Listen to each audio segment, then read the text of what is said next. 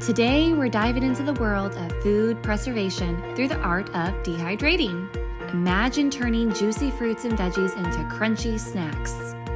Dehydration is like a time machine for food, removing the water and preserving flavors.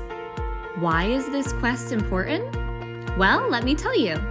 By removing water, we prevent mold and bacteria growth, keeping our food fresh and safe. Plus, it concentrates those delicious flavors.